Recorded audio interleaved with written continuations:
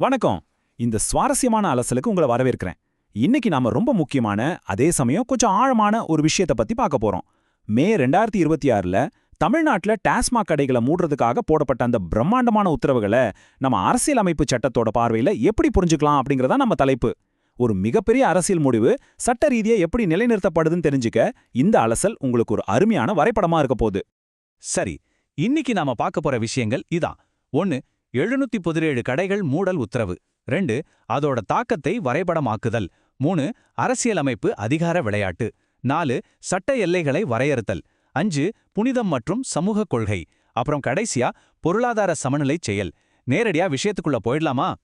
பகுதி 1. 717 கடைகள் மூடல் உத்தரவு.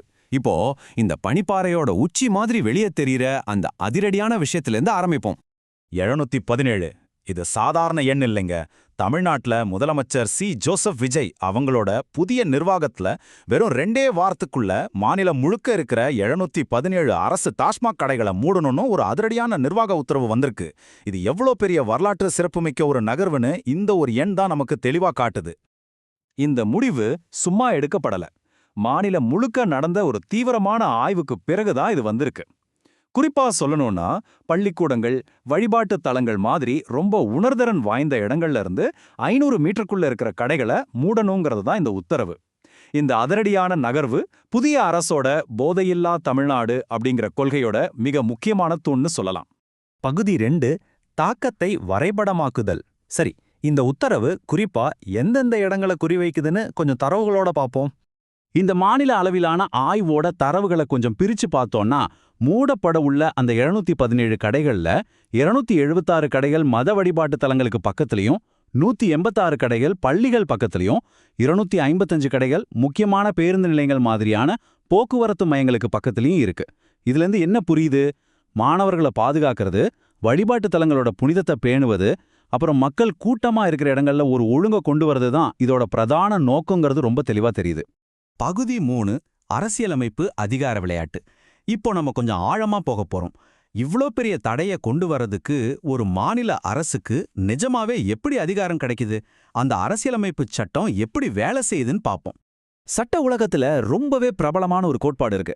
அதுதான் ஃபிட் அண்ட் சப்ஸ்டன்ஸ், அதாவது மையம் மற்றும் சாராம்சம் கோட்பாடு. இப்போ மத்திய அரசுக்கும் மாநில அரசுக்கும் இடையில அதிகார வரம்பு சம்பந்தமா ஒரு மோதல் வரும்போது ஒரு சட்டம் செல்லுபடி ஆகுமான்னு நீதிமன்றம் எப்படி முடிவு பண்ணும்? அந்த சட்டத்தோட உண்மையான நோக்கம் என்ன, அதோட அடிப்படை சாராம்சம் என்னன்னு ஆழமா பார்ப்பாங்க. இந்த கோட்பாடு தான் நம்ம ஊரு தெருக்கல்ல இருக்கிற மதுக்கடைகளை மூடுற உரிமையை மாநில அரசுக்கு கொடுக்குது. இதை இன்னும் கொஞ்சம் விரிவா பார்ப்போம். நம்ம அரசியலமைப்புல மாநில பட்டியலோட பதிவு 31 போதை தரும் மதுபானங்களை கட்டுப்படுத்தும் அதிகாரத்தை மாநில அரசுக்கு கொடுக்குது. அதே சமயம் மத்திய பட்டியலோட பதிவு 19 இறக்குமதி மற்றும் ஏற்றுமதி அதிகாரத்தை மத்திய அரசுக்கு கொடுக்குது. இப்போ ஒரு மாநில அரசு மதுபானத்தை கட்டுப்படுத்த சட்டம் கொண்டு வரும்போது அது தற்செயலா மத்திய அரசோட இறக்குமதி அதிகாரத்துல கொஞ்சம் குறுக்கிட்டாலும் அந்த சட்டத்தோட சாராம்சம் சரியா இருந்தா அது கண்டிப்பா அனுமதிக்கப்படும். பகுதி 4. சட்ட எல்லைகளை வரையறுத்தல். சரி, அப்போ மாநில அரசுக்கு அதிகாரம் எல்லையற்றதா? அதோட உண்மையான எல்லைகள் என்னன்னு தெரிஞ்சுக்க வரலாற்றுல நடந்த ஒரு சுவாரஸ்யமான அதிகார போராட்டத்தை நம்ம பார்க்கணும். இந்த விஷயத்த 1951ல நடந்த பாம்பே மாநிலம் மற்றும் எஃப்என் பல்சரா வழக்கு ரொம்ப அருமையா வழக்குது பாருங்க.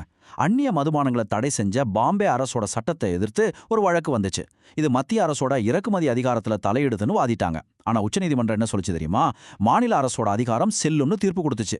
ஏன்னா அந்த சட்டத்தோட உண்மையான சாராம்சம் பொதுமக்களோட சுகாதாரத்தை பாதுகாக்கிறது தானே தவிர வியாபாரத்தை ஒழுங்குபடுத்துறது கிடையாதுன்னு நீதிமன்றம் ரொம்ப தெளிவா சொல்லிருச்சு.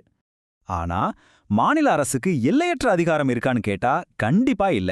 இதுல சில முக்கியமான சட்ட வேறுபாடுகள் இருக்கு.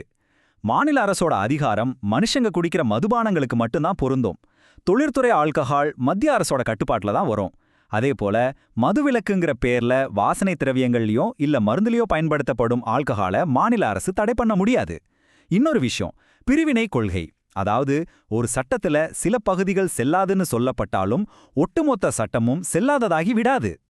இப்போ இதுல ரொம்பவே சுவாரஸ்யமான ஒரு விஷயம் என்னன்னா, அரசியலமைப்போட பிரிவு 47 மற்றும் ரெஸ் எக்ஸ்ட்ரா கமர்ஷியம் அப்படிங்கிற ஒரு கோட்பாடு. இதோட நேரடி அர்த்தம் என்ன தெரியுமா? மதுபானம் அப்படிங்கிறது வர்த்தகத்துக்கு அப்பாற்பட்டது. ஆமாங்க, மதுபான வியாபாரம் பண்றது எந்த ஒரு குடிமகனுக்கும் அடிப்படை உரிமை கிடையாது. இது மாநில அரசுக்கு மதுபானங்களை முழுமையா ஒழுங்குபடுத்துறதுக்கோ அல்லது தடை செய்யறதுக்கோ ஒரு முழுமையான காவல்துறை அதிகாரத்தை கொடுக்குது. பகுதி 5 புனிதம் மற்றும் சமூக கொள்கை. இப்போ இந்த சட்ட புத்தகங்கள்ல இருந்து வெளியே வந்து கொஞ்சம் நிகழ்காலத்துக்கு வருவோம். 2026ல் அமைஞ்சிருக்க புதிய நிர்வாகம் ஒரு சமூக மற்றும் கலாச்சார கொள்கையை செயல்படுத்த இந்த அரசியலமைப்பு அதிகாரங்களை எப்படி நேரடியா பயன்படுத்துதுன்னு பார்ப்போம். இந்த 500 மீட்டர் தடைங்கிறது சும்மா ஒரு தூரத்தை கணக்கு பண்ற விஷயம் மட்டும் இல்ல. திருச்செந்தூர் முருகன் கோயில் மாதிரியான புனிதமான இடங்கள்ல வணிக ரீதியான கவனச்சிதறல்கள் இருக்கக்கூடாதுன்னு இந்து சமூகம் பல வருஷமா வச்சிட்டு இருக்கிற கோரிக்கைக்கு இது ஒரு நேரடி பதிலா அமைஞ்சிருக்கு. முதலமைச்சரோட இந்த நகர்வு மரியாதையுடன் கூடிய மதச்சார்பின்மை அப்படிங்கிற ஒரு கொள்கையை நிர்வாகம் எப்படி முன்னெடுக்குது அப்படிங்கறத நமக்கு நடுநிலையா காட்டுது. இந்த டாஸ்மாக் கடைகளை மூடுற நடவடிக்கையோடு சேர்த்து இன்னும் சில பரந்த சமூக இலக்குகளும் இதுல இருக்கு. குறிப்பா கோயில்களோட நிதி பக்தர்களோட நலனுக்காக மட்டுமே பயன்படுத்தப்படுறத உறுதி செய்யற அறநிலைத்துறை சீர்திருத்தங்கள், பழங்கால தமிழ் கோயில்களை புதுப்பிச்சு நம்ம பாரம்பரிய பெருமையை கொண்டாடுறது, அப்புறம் குறிப்பா சொல்லணும்னா மதுவிலக்கு மண்டல சட்டங்களை இன்னும் ரொம்ப கடுமையா அமல்படுத்துறது, இதெல்லாம் இந்த புதிய நிர்வாகத்தோட முக்கியமான வாக்குறுதிகளா இருக்கு. பகுதி 6 பொருளாதார சமநிலை செயல். இப்போ நாம இந்த மொத்த அலசலோட உச்சகட்டத்துக்கு வந்துட்டோம். மாநிலம் இப்போ எதிர்கொள்ளும் தவிர்க்க முடியாத ஒரு கடுமையான பொருளாதார யதார்த்தத்தை நாம கொஞ்சம் நிதானமா யோசிச்சு பார்க்கணும். டாஸ்மாக் கடைகளை மூடுறது சமூக ரீதியா ஒரு மாபெரும் சீர்திருத்தமா இருந்தாலும் அதோட மறுபக்கத்துல ஒரு மிகப்பெரிய பொருளாதார தாக்கம் இருக்கு. தமிழ்நாட்டோட பொருளாதாரம் ஏற்கனவே சுமார் 10 லட்சம் கோடி ரூபாய் கடனுக்குள்ள இருக்கு. இந்த நிலைமையில 717 கடைகளை ஒரேடியா மூடும்போது அது மாநிலத்தோட வருவாயில உடனே ஒரு மிகப்பெரிய வெற்றிடத்தை உருவாக்குது. அரசு கொண்டு வர நினைக்கிற நலத்திட்டங்களுக்கு தேவையான நிதியில இது ஒரு மிகப்பெரிய சவாலை ஏற்படுத்துது. அதனால இங்கதான் ஒரு மிகப்பெரிய கேள்வி எழும்புது.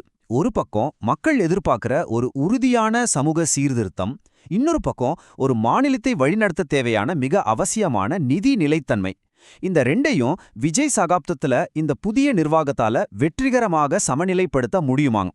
முன்னோக்கி செல்லும் இந்த 2026 நிர்வாகம் இந்த வரலாற்று சிறப்புமிக்க பொருளாதார சவாலை எப்படி எதிர்கொள்ள போகுதுங்கிறத நம்ம பொறுத்திருந்ததான் பார்க்கணும். இந்த அலசல் உங்களுக்கு ரொம்பவே பயனுள்ளதா இருந்திருக்கும் நம்புறேன்.